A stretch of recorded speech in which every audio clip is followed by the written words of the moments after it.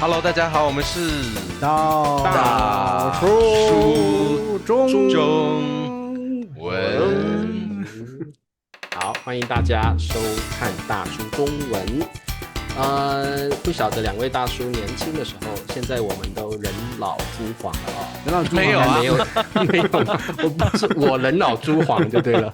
还有真的很肥的，我也胖了，年轻真的。回来大吃真的特吃，回中国之后我最近比较瘦了，我有运动，我瘦了一点。对，嗯，这个身材先放一边，我们都年纪大了，会胖是正常的。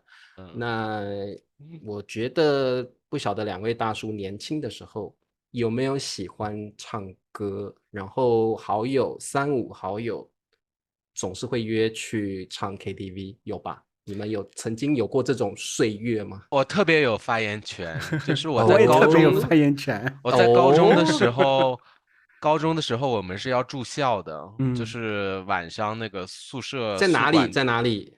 在大在哪庆，在黑龙江大庆的大庆老家，就对是晚上那个宿舍宿管大爷是要来查寝的，他们会把那个宿舍门给锁上啊。对，然后我会在那个我的床上，然后放那个放枕头搭成一个人形，然后拿被子有盖上，必要吗？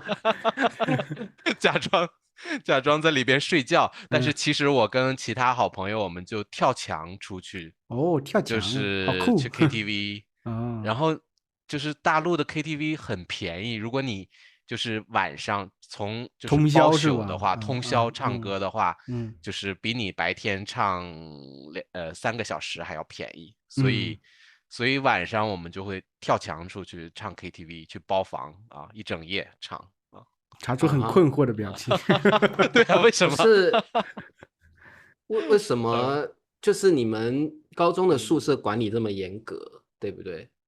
对啊，对，还要上锁然后呀，还要对要 OK，查。这有点不太能想象，因为我要对家们长负责呀。那你孩子住校，看来也然后没负责好嘛，半夜孩子们跑了。对呀，并没有成功啊，有学生翻墙走了都没人知道。嗯，那变叔稍微描述一下高中嗯时期不是唱卡拉 OK KTV 的状况是怎么样？比如你会点什么歌，或者频率，多久去唱一次？我小时候就是很流行周杰伦的歌，还嗯，有这个啊，蔡依林的歌，还嗯有什么那个 Beyond 的乐对队，Beyond 的肯啊。定，Beyond 很有名，然后那个时候对，就是还有就是我比较喜欢装逼一点，所以可能会唱一些西城男孩儿啊，这个啊，外文歌再唱一哦，点点很嗯啊。洋气的那种感觉。嗯对，就是你知道，在中国唱 KTV 跟国外不一样，就是大家唱歌的话，你的目的不是自己唱的开心，你的目的是你的歌声要很专业、很厉害，然后让别人都赞扬你、赞美你，就哇，他这么会唱歌的感觉，就好像你在跟别人做那种选秀比赛，然后一定要哦，赢别人那种啊。就可能你自嗯哼，己都不想唱那个歌，但是那首歌很适合你的声线，嗯，唱出来很有感觉，很像原唱。这个时候就哦，会你一边唱一边看别人，就是有没有注赞叹的意你，表情。还是他们啊，还在那儿玩什么游戏，完在那儿全不在乎。吃东西。对，嗯，戏哦，原来太多了，自己的戏太多了。笨叔年轻的时候就这么爱慕虚荣，就这么希望得到别人的赞赏，对不对对嗯，啊，？OK，就是一定要唱自己拿手的，唱完拿手的再唱自己还没试过的，然后要练一练，以后变成拿手的歌。那我嗯，我有一个疑问哦，因为在台湾唱 KTV，我们都会点一些嗯小吃、卤味，啊，然后这个增加唱歌的气氛嘛，卤味，对不对？我们真的吗？对啊，对唱歌啊，手不会吃卤味。可以点这个，等一下我介绍一下。嗯，所以在大陆唱歌就唱 KTV 就是唱歌而已，对不对？不是啊，当然不不会也是啊。会还会喝啤酒啊，要大点的话。喝啤酒，对嗯对，这个倒会。因为一般你现在的话，如果你去唱歌，你肯定会团购的。团嗯，购就是包括唱歌，也包括还有里边会水果啊，包括套餐呐、嗯水果呀，嗯然后小吃啊，都有。或者是现在在 KTV 有很多有超市，就是他说你有200块钱的这个额度券，然后你你可以去那个超市，就是拿200块钱的东西，这样。OK OK 好，所以但没有这个是卤味吧，都是没那个有卤味，带大陆包装没有人的那唱歌的种，时候吃卤味的。带包装的果盘儿有果一些，盘，对那是服务员送上来。你指的卤味是指那什么对对鸡爪、凤对啊爪之类的对啊对啊对啊那种东西，对啊对啊，带包装的味道很那种吗？大吧？没有，他是会服务员就送一盘啊，还去是有点送，你就不一样。点大陆点了，你应该没有。他会你点了，你可以选自己喜欢的豆干啦、鸡爪啦、什么啦、那猪胗啦、猪心啦，他就会送上来。猪耳朵啊、卤蛋啊，不是很你可奇怪以个别点，然后他就会端上来。然后还有我们有一些润嗯喉的，我们会点，我们这边叫彭大海，就是胖大海喝了呀啊，你们叫胖大海，我们叫彭大海。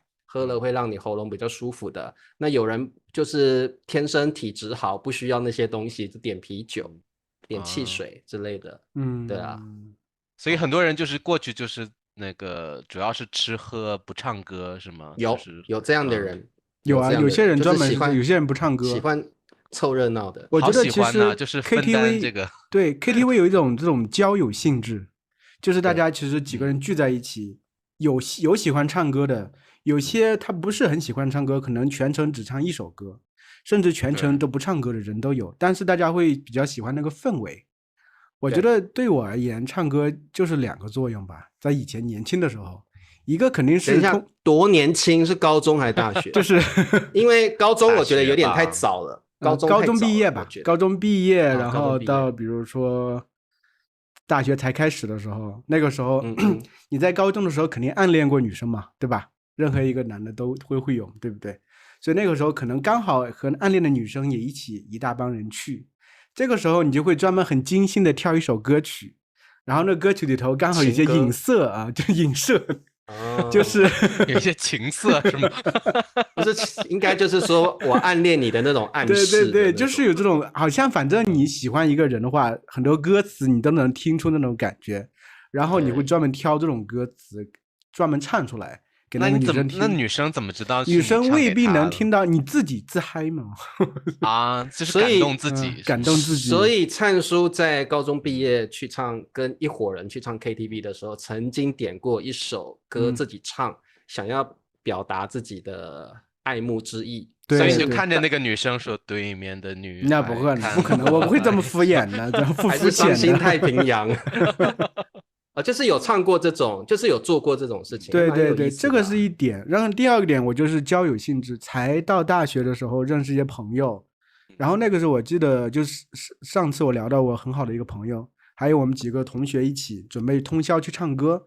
那个时候还就是叫了我们班同班几个女生也一起。那个时候大家都不算特别熟悉，但是呢，你要是能在这种氛围里头大家一起唱唱歌、聊聊天，待一个晚上。那感觉一个晚上感情就加深了不少。其实唱什么歌不是最重要，我记得反正很二的，就是最后的时候大家还一起跳那个舞，那叫什么噔噔噔噔噔噔噔噔噔噔那个舞，那个兔子舞，你们听过没有？啊，对，可傻的，就是一个人就一个人扶着另外一个肩膀在那噔噔噔跳来跳去，大家在噔舞池里边啊，对，绕圈对吧？把腿踢上来，这样是不是？反正具体每个地方都不一样，我感觉就是那种氛围感，我是觉得我还挺喜欢的。我们反过来啊，我跟大学同学去唱歌，我觉得是破坏友情，不是加深友情。怎么说呢？怎么说呢？大学基本上才是唱 KTV 的黄金时期。对呀，就像刚才说的，有些人他就是不唱歌，他就在那喝酒，因为一晚上通宵在那里，然后喝酒的人就喝得特别醉啊，然后就是吐啊或者耍酒疯啊，那种然后大家就要把这个2个男生拉开，因为就是可能会这么夸张，对啊。然后另外就是有这个像我们班长，他是一个麦霸啊，他就是我们有20个人去唱歌，大家都点歌，但是班长就是一次点5、6首歌，歌单里都是他的。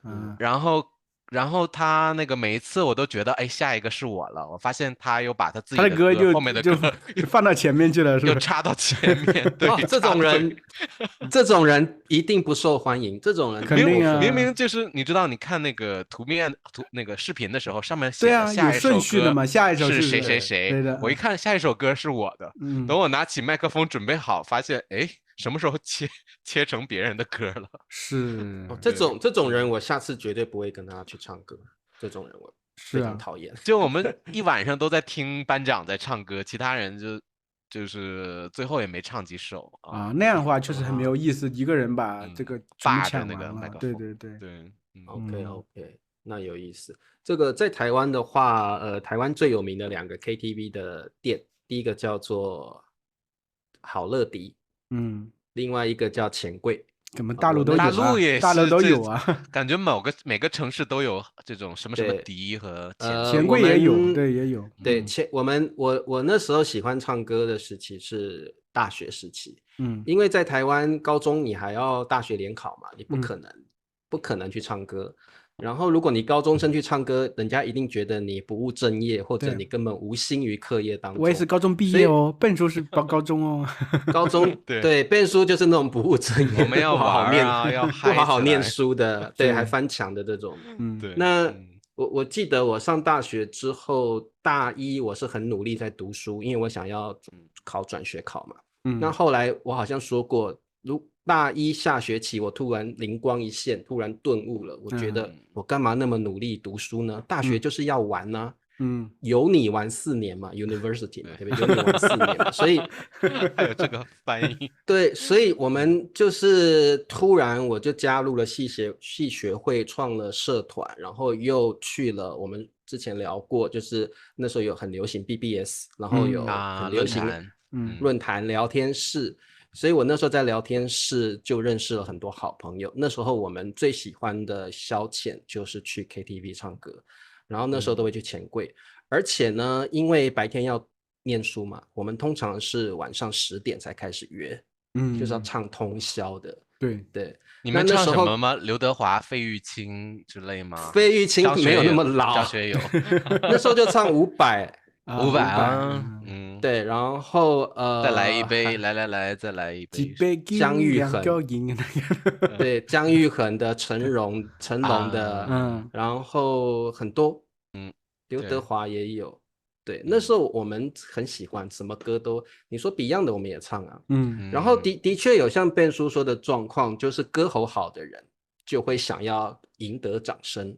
就像我那时候也算是麦霸，我真的是那时候就很会唱歌，我从高中就很喜欢唱歌，然后所以我那个时候就是，其实我们一进 KTV 那个包厢，大家都把麦克风丢给我，然后把那个点歌本丢给我，就是要我先点，因为很多人不习惯，所以他们会很害羞，一开始他们都对，第一个我也不会唱，虽然我很想唱，但是对，而且我要想一想点什么歌，我就先这个是不是中国人的一个算特色吧？一群人进了包厢里面，大家都在等谁要先动作，对，总有一个人会，对，一定应该就是说，一定要有一个人去开头啦，不然的话，大家都在那边等，浪费时间。那我通常就是那个进了包厢之后，赶快去把歌本抢过来的人。麦克风、歌本先放到我的面前。对，那其他人的工作就是去点菜。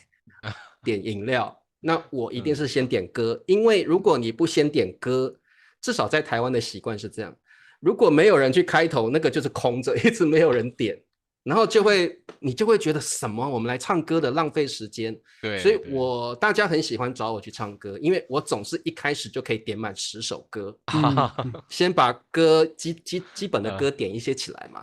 然后我点完歌，大家大概小菜都点好了，就叫服务员进来啊，我们要点什么点什么点。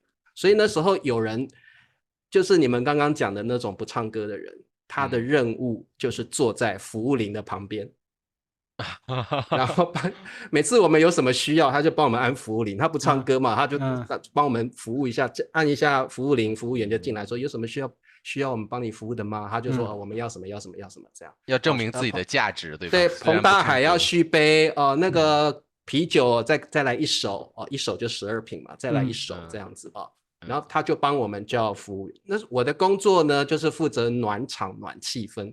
怎么做呢？就是唱歌。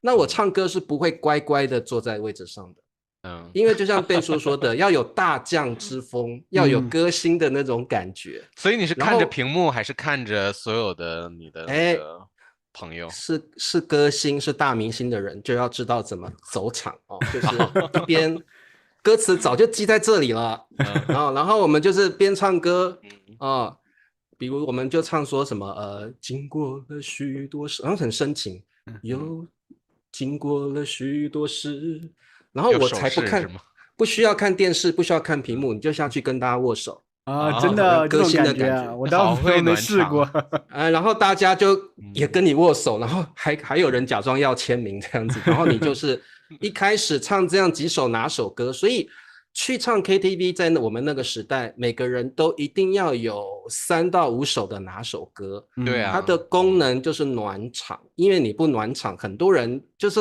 很害羞，也很内向。对，他需要你把气氛带起来，他才会开始放松，不会那么拘束。所以我在 KTV 那时候的角色就是暖场、开场、点歌，然后负责炒气氛。那我的歌单里就会有一些我一定很拿手，我平常在厕所都会边洗澡边练的那种拿手好歌，然后到 KTV 就会很实用。对，所以那时候我刚刚说了，就是在那个 BBS 聊天室，我认识了很多各校的网友，我们就会约半夜凌晨约到钱柜或好乐迪去唱 KTV。那个时候好乐迪为了跟钱柜竞争，他们有一个新的方法，就是说他们不让你去点餐了，因为很麻烦你还要点餐，可能会影响唱歌的心情。所以那个时候呢，好乐迪推出的是好乐迪自助餐。现在对大陆的 KTV 也有，那个叫 buffet， 你们叫自助餐对不对？ buffet 那种东西，对，我们叫自助餐，你们叫吃到饱。吃到饱，对，其实在台湾叫做好乐迪吃到饱，也就是说他们在走廊那边摆了很豪华的、很好吃的、很多样化的那种自助餐的餐点，有港式、有西式、有中式、有甜点、有蛋糕、有饼干、有卤味，你自己去拿，因为你只要订了这个包厢，你就有免费去吃的权利，你就可以拿盘子，对煎。然后这个时候好乐迪的确就广受学生欢迎，都穷学生嘛，对啊，钱吃饭去了。所以如果学生可以一边唱歌，有的人刚好趁着空档，他去外面去夹自己喜欢的东西，还有饮料也是无限畅饮，可乐、奶茶、红茶不会赔钱，因为学生都去的话，他反而赚钱，因为通常你要使用这种吃到饱的东西，你都要大概你至少要欢唱4小时以上，它会有套餐，4小时、8小时、12小时。对，那我们都会定8小时，就是晚上10点唱到凌晨去，然后早上起来大学嘛，早上起来就翘课，直接翘课睡到中午。对，我们就是这样过堕落的生活这样子。那所以那时候好乐迪的业绩慢慢有赢过钱柜，因为这个你知道 KTV 是很竞争的一种行业，所以他们都在不断的想方法。你的意思就是这种形式是最早在台湾是好乐迪引进的？好乐迪开始的，对。那钱柜一直没有跟进，因为不晓得是什么因素，他们还是用点餐的方式。那他们觉得他们可能要服务的不只是学生，可能还有上班族或成人，他们喜欢点餐的感觉。他们不要去，他们觉得说如果吃到饱，那你就去餐厅就好了。所以这个就是变成各自有各自去服务的族群，那他们也蛮有生意头脑的。所以我们那个时候在学生时期好乐迪跟这个钱柜我们都很喜欢，对，我们都很喜欢去，然后都唱很久。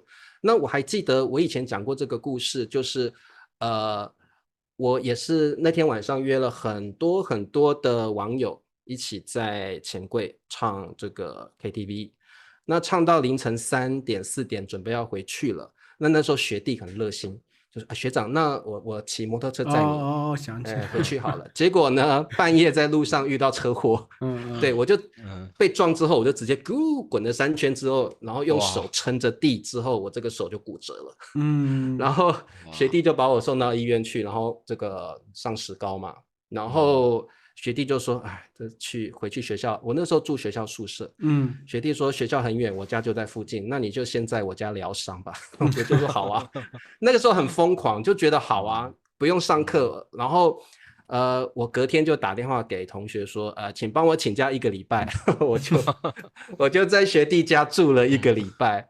然后给学弟养，给学弟这个，反正在他房间里，在他客厅里，反正我就在那边住了1个礼拜。那时候很疯狂，住到他爸爸都在骂说：“哎，你要回去读书了吧？你在我家住太久，住到他爸爸开始赶人了。”我就才觉得说，哎，好像是耶。可是伤筋动骨100天呢，骨折1周不够。对，我还记得那个时候，骨折之后，我回去学校上的第一堂，因为我是英文系嘛。上的第一堂课叫英语绘画课，那个时候的老师是个老外，而且还操那个俄罗斯口音的老外，他讲英文，但是有点俄罗斯口音的。然后他看到我终于来上课了，他上课第一件事就叫我起来报告我的手是怎么受伤的，怎么裹上石膏，怎么上石膏的。然后我就起来用英文讲，大家就哇，那全班女生都露出那种很羡慕，把我当作偶像那种表情，唱 KTV 可以唱到骨折之后还很帅气的，1个礼拜都不来上课，然后老师还不骂你，老师还觉得你要起来，然后呢带动上课的气氛，然后讲一下你这个手到底是怎么一回事，然后全班特别是女生那个眼神就好像爱上我那个眼神，拉丝了也是，对，那种感觉，然后我就很骄傲的接受这种电波的袭击，这样我就觉得说，哎呀，这没什么啦，唱歌嘛，男人就是要常常去唱歌嘛，骨折没什么，男人偶尔都要骨折一下嘛。就是那个时候，就是连这个老师都忘了要骂我，他都觉得很有意思这样子。可能他也回忆到他年少轻狂的时候，他也觉得有意思，他就让我半堂课都在讲我受伤的事情，讲了那么久，然后全班也很喜欢听这样子。然后那个时候我就觉得，因为我大学算是在班上算风云人物了，对，所以就是那个时候大家也很好奇，你不去上课你都在干嘛？大家知道我的生活很精彩，很有意思。但是不晓得到底是怎么样的有意思，到底有多糜烂？大家很喜欢你在 KTV 跟谁打架了？像你们刚刚说喝醉酒，这个在 KTV 是常见的事情。对啊，你去厕所就是感觉总有人在那儿吐。对，没错，就是那时候就是喝啤酒，对，喝啤酒喝到醉，所以一定要喝很多。所以我那时候大学酒量是非常非常好的。我算是千杯不醉型的，对，所以那个时候有很多网友想要跟我拼酒，对，比我们的酒量。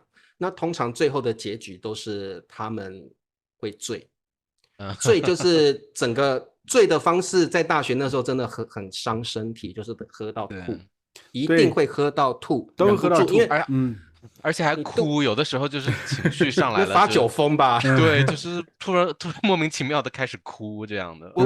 我觉得我的朋友们那个酒品还不错，就是不至于到失控，但是喝到那个胃里都是啤酒，然后都会吐的，每回都要吐，就是喝到吐为止。对，就是再喝一杯，他还没有喝完就放着，就往厕所冲到。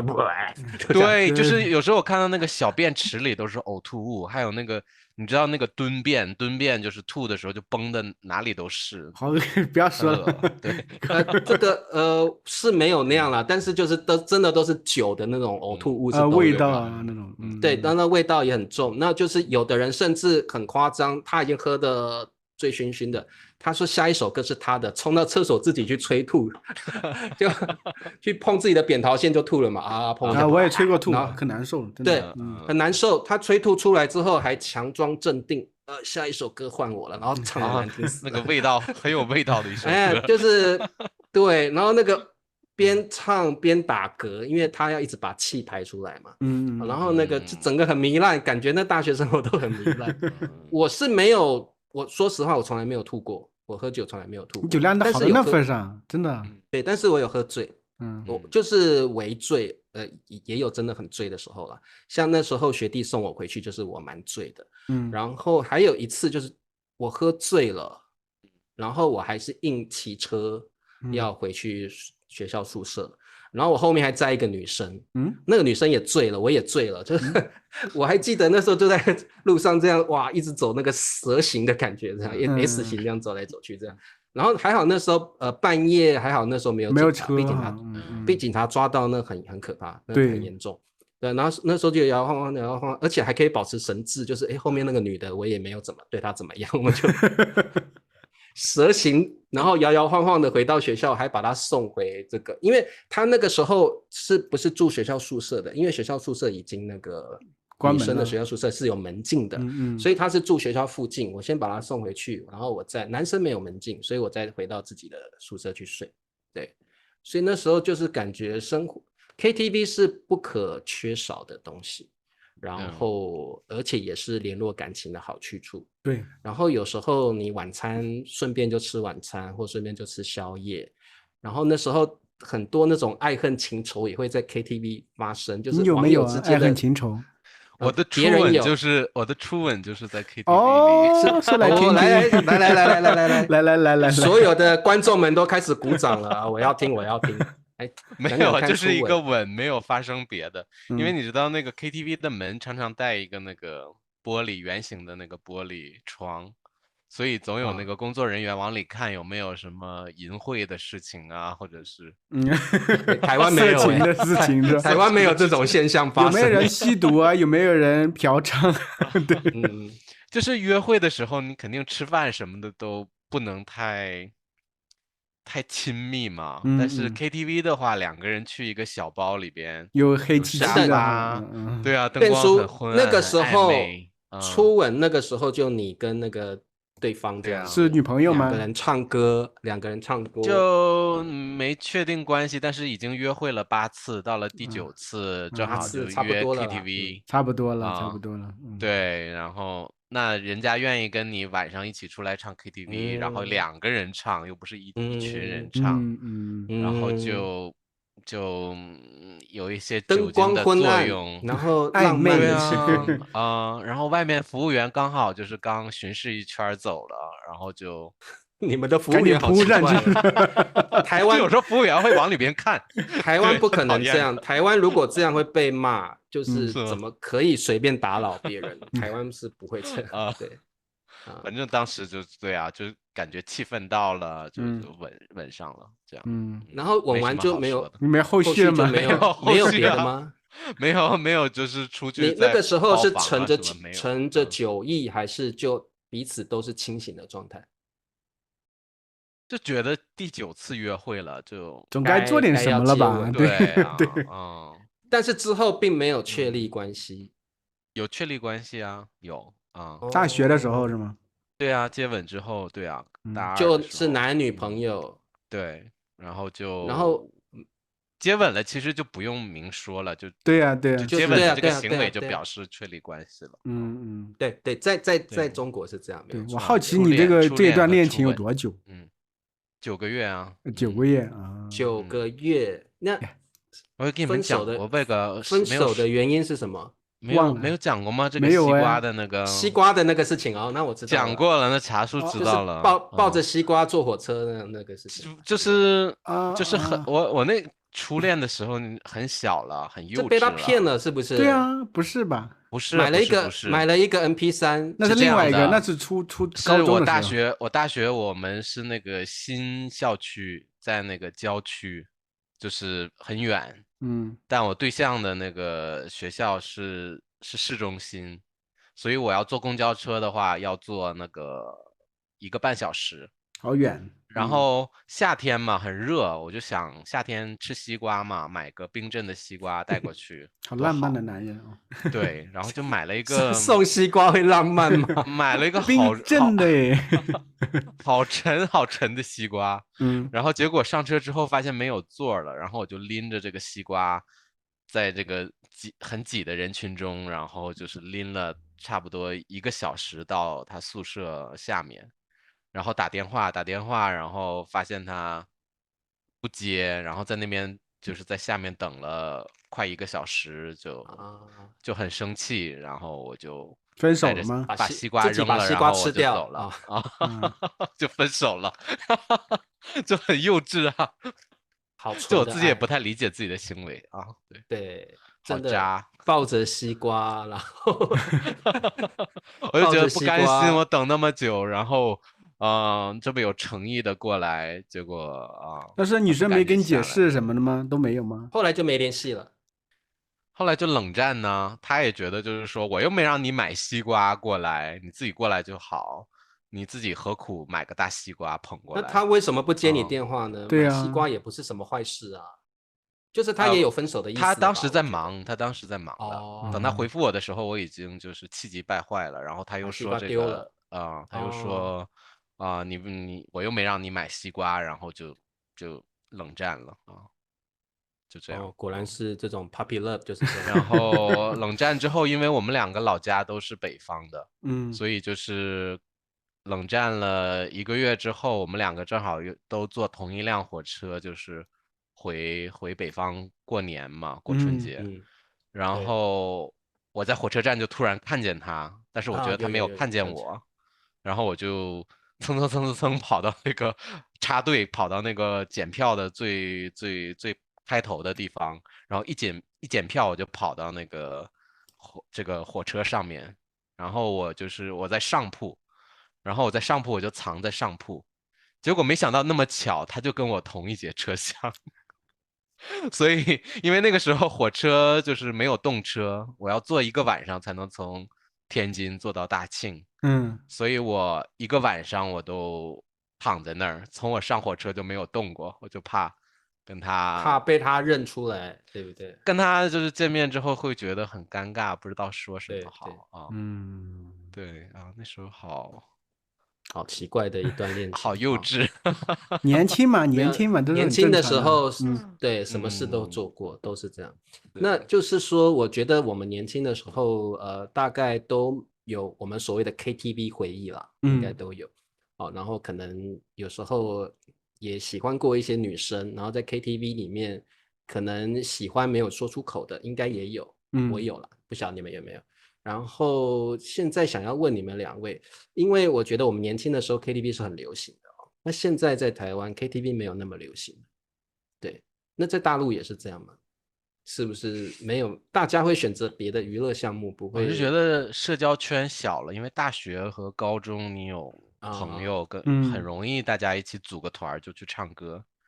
对那我对对，现在这次回来，我自己唱歌就觉得没有意思没意思。嗯，啊。嗯，两个人跟一个好朋友去唱歌，两个人唱我也觉得奇怪，就是唱歌这个对，事情这人得要一多点，五六群人，个人以至少得上才好玩，但是人太少没对，意思。嗯对，所以大家又很忙，没有人愿意花，就是在我们这个是，年纪一对，起，除了同学聚会以外，我觉得没有什么没有人愿意花这么机会，时间去唱个歌什么的，很而且不少的。对我跟家人，一般不跟家人一起去 KTV，对，很是的，不可能。奇怪，嗯我没有办法想嗯象跟家人一起去唱 KTV，很奇怪。那至嗯，于两个人，就算是好朋友，我觉得除非有什么事情要谈吧，不然也不可能就算是好朋友，两个人去唱歌也很奇怪啊。不对，管是男生跟男生或男生跟女生，我觉得都很奇怪。嗯我觉得一定 唱 KTV 一 KTV，定要好多人，一定要好几个对，人才行的。嗯你像我最近一次去 KTV，那也是3、4年前的事情了。那是我的同学会，高中同啊学会，我们嗯一起去 KTV 去钱柜唱歌啊。然后那个时候哇，10几个人，就很有气氛。我们点了一个豪华大包厢，就是会有个舞台，然后有个还有舞专门的台呢。主唱的麦克风的那种嗯，那种高高的那种麦克哦，知风的。道知道。嗯对，然后你要唱歌就在上面，好像明星那样就开始唱歌那种感觉。我们就订了一个那个豪华包厢，那就会很有气氛。那时候还有人就是边听歌边跳舞的都会有，所以我觉得唱这个一定要人多一点。还有刚刚贝叔讲一个重点，年龄是个关系。我觉得嗯。年纪大了就比较不会选择这个吧。其实我最近有唱歌，但是是在巴塞罗那和嗯在马德里唱歌，他们嗯哼，那边也有 KTV 啊。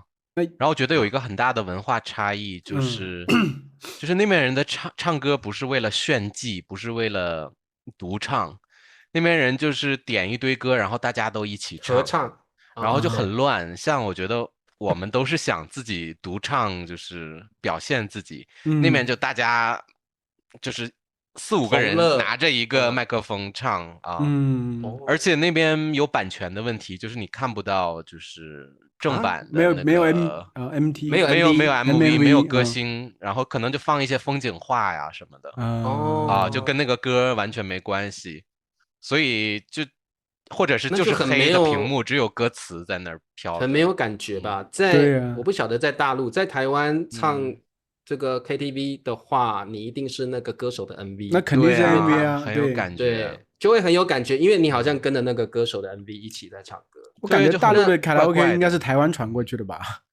就什么钱柜啊、哦，好乐迪，大陆也有啊，我知道。嗯然后对，像变叔说的这种，就是他只有歌词加一些风景的照嗯片啦，或什么的，那个是家里我们很多人的家里是有小型 KTV 的，啊，他在家嗯里唱的，那就会用这种方式。那所以你像我们以前在台湾 KTV 很红的时候，很多人回到家还想再唱，特别是老人家，老人嗯，家不习惯去钱柜，他会在家里装一个小型 KTV，就在家里唱。所以那时候常常会有社会事件是怎么样？就是隔壁唱 KTV 太吵，所以冲过去把他杀了，说那种社会事件就那么太吵，每天都那么吵。对，所以那嗯时候就是也很流行家用的 KTV 这种。有嗯，家用的有对，我妈他们都买了一个，在乡下无所谓嘛，反正周边也没什么人在那喊，而且他还有们想唱什么歌唱什么歌。现在对公园里，我最近逛公园园发啊，公现园有好多人拿，公园有我不知道为什么有一些大叔大妈拿着好大的很大的一个音箱，黑色的音箱，响对然后对，对，然后唱的也不好听，就自己在那儿自得其唱，自乐，嗨一个对对，然后咱看，为什么？很羡慕他们的心理素质。然后很多我跟你说老人就坐在那儿，拄着拐杖就在那儿听啊，就嗯，对啊，中国这边哎公园很多的。不过嗯我想请笨叔讲一下，就是因为你在西班牙就嗯是生活嘛，我想了对。解一下，就是中西方的 KTV 到底有什么最大的不同在哪里？就最大的不同就是第一，在不那边的 流行还是流行？KTV，没有那么流行，就是一般就是2种，一种是在一个公共的酒吧里边，都不是哦小，OK，包房，就大家嗯嗯都去这个酒吧，然后你可以就是写你想唱什么歌，然后递一张纸哦条给那个就是控制机器的人，然后他要有这首歌，他就放上去，然后你就要就唱上去当着所有你不认识人的面开始这种这唱歌，种的有，台湾有就好有，尴尬中国也啊。有啊。嗯，但很少，但我们都喜欢跟不朋友去小是是这样，年包房里面。轻人不喜欢这种，但是像我爸他们对这种人喜欢这种。对，我有一次找啊我爸，我爸他们就和朋友他们在那地方唱歌，嗯就是那公共的场合，然后对点歌，然后我爸给我点了一首歌让我在那唱，我啊唱了，我对当时无地自容。对，我觉得好尴尬吧，就是对不认识的人，我在对那呀对呀，儿唱。有，然后还有对就是现在开始流行，开始有这种小包房了，嗯但哦是就是不像国内就是有喝酒买酒什么的，你嗯很容易买很多，吃的也很多，在那边就很贵，就是你不会喝醉的，你点一瓶啤酒可能3、5欧元出去了，然后一杯鸡尾酒就10欧元左右，啊，好所以贵。大家点一杯就差不多了，意思一下啊，或者对有人偷偷像国内似的带进去酒哦，OK 也 OK，有。再有最大的文化就是我刚才说的，就是歌唱同乐不太那边的人不会觉得我要独唱，我要炫技，更喜欢就是大家一起唱嗨，嗯而且这个歌嗯最好不是那种伤心男女的，像我觉得在国内好国内的像歌都是这种流行歌曲，都是这种伤心。伤心情对，歌，有可能我唱的时候带一点儿哭腔，就觉得啊，好抒情，好帅的感觉。嗯，那面儿都是那种很欢乐的唱的时候大家要跳起来的那种啊啦啦啦啦啦，啊就是那种嗯很有氛围的那种歌，就不太喜欢那哦种很悲伤的慢的抒情的悲伤的歌。哦，对，这倒很少大的差别。嗯对，这很大，对对，因为我觉得在我们东方了啊，嗯我觉得在 KTV 唱歌，如果你听到有人唱悲伤的情歌，唱的很有感觉，唱的让你很有共鸣，我们会很喜男人欢。哭吧哭吧哭吧，不是罪，就对这种。对，就是我觉得我们接受多样化的这个曲目，然后也会去感受那种感觉。但是我现在想问你们一个问题啊，就是歌品这种事情，就是说，比如说你像我如果在唱歌，我是不希望别人，因为比如说我点一首歌，其实另外的人也会唱，对但是是我点的。所以我唱的时候，我知道你的意思。我肯定不希望有人在那边，哎，来跟着那边唱，自己唱他自己的，不把我当一回事，我才是点歌的人啊。所以，我先讲我自己，就是歌品的问题，我会觉得这种人很没有歌品，我不喜欢这种人。就是说，这首歌是我点的，我拥有这首歌的主唱权，你不可以夺走我的主唱权，甚至没有我的允许之下，你不可以随便唱，你可以哼一下啦，小声，你不要拿麦克风。你不要拿麦克风旁边这样小声唱，我无所谓，可以唱，但是你不要拿麦克风跟我抢主角，不要这样子。对，所以我觉得我很重，对，我很重视歌品。那如果我点的是合唱的歌曲，在点之前，我一定会先问某一个女生或男生，哎，你要不要跟我合唱？他说好，我才会点。然后这个合唱歌我就跟他一起，我们就合唱。这个外国同学真的要注意，就是可能你那个中国的朋友想自己唱，想炫技，你不要跟他一起唱。是因为这个可能外国朋友觉得，哎，合唱是一件很欢乐的事情，但是你以我个人来讲，我觉得很没有礼貌。就是这首歌是我点的，我可能苦练多年，就是要有用武之日，没有想到被你给破坏了，你唱的也不咋样，破坏我的歌声，那我就会觉得有点不太舒服。